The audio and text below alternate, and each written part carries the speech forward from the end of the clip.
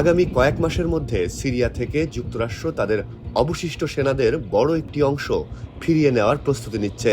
White হাউসের এক জ্যেষ্ঠ কর্মকর্তা বিবিসিকে এমনটি জানিয়েছেন।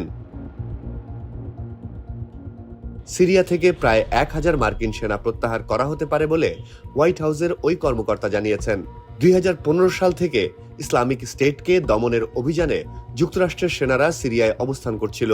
এখন ওয়াশিংটন বলছে সিরিয়া নিজেই সন্ত্রাস দমনে সক্ষম, তাই বড় আকারে মার্কিন সেনা রাখার প্রয়োজন নেই।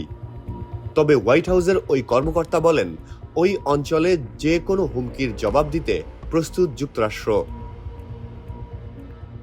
বিবিসি জানিয়েছে, মধ্যপ্রাচ্যে মার্কিন সামরিক উপস্থিতি কমছে না, বরং বাড়ছে।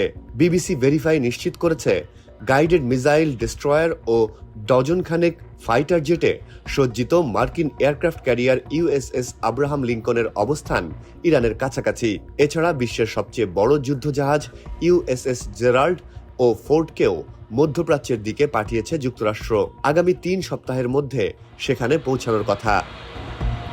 যুক্তরাষ্ট্রের জ্যেষ্ঠ জাতীয় নিরাপত্তা কর্মকর্তারা সিবিএস নিউজকে জানান, ট্রাম্প বলেছেন প্রয়োজনে শনিবার থেকেই ইরানের ওপর সম্ভাব্য হামলার জন্য মার্কিন বাহিনী প্রস্তুত।